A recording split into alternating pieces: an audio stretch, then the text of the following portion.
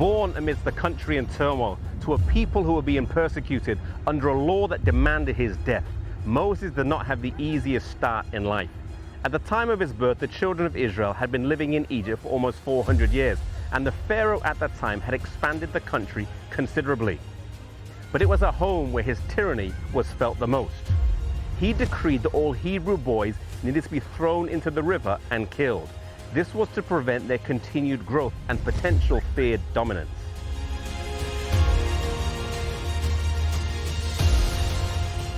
In desperation, Moses' mother Jochebed came up with a plan. Weaving a basket of reeds, she made it waterproof and then put her baby inside and hid the basket in the reeds of the river.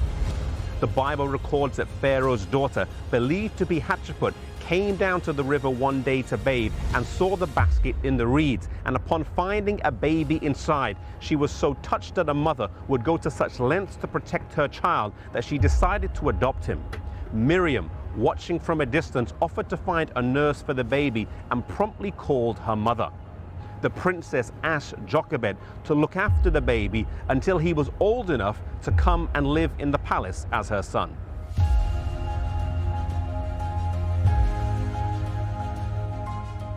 For 12 years, Jochebed filled her son's mind with the knowledge of God. At the age of 12, he was taken to the court of Pharaoh, where he became the grandson of Pharaoh and was afforded the best education that Egypt had to offer. Growing up in the bewildering glamour of the Egyptian courts, Moses never forgot his roots. One day when he was out, he spied an Egyptian beating an Israelite, and he killed him and buried him in the sand. The next day, when he tried to arbitrate a dispute between two Israelites, he was astonished to find that they knew he had killed an Egyptian the day before.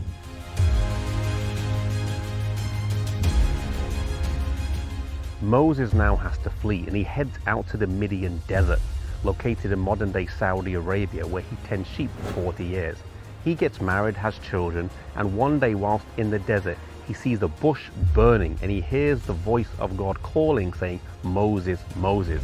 He instructs him to go back to Egypt, to deliver his people, to take them to Canaan. Moses is reluctant to go, but he is reassured that his brother Aaron will go with him, that the power of God will go with him, and he finally agrees to go.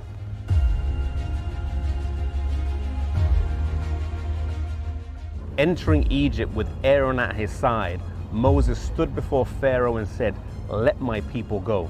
His request was angrily refused, as Pharaoh challenged him and God, saying, "Who is God that I should obey him?"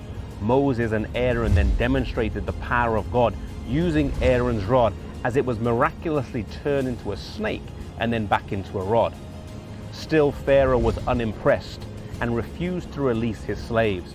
It was then that God began to rain down plagues on Egypt, but Pharaoh stubbornly refused to yield.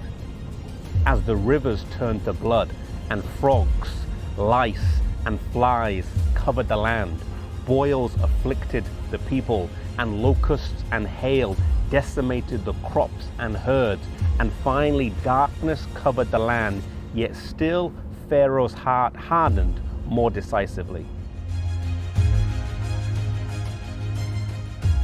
Moses was a man who had a great foundation in life with his mother's education, who then learned in the courts of Pharaoh for nearly 30 years, where he was trained to lead military campaigns.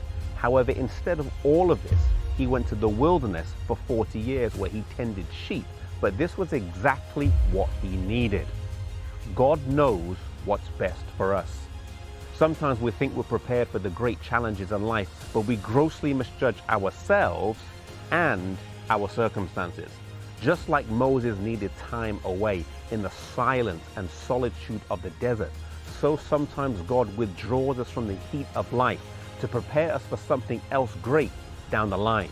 If you are going through a wilderness experience right now, trust God, trust that He knows what's best for you, and have patience in Him.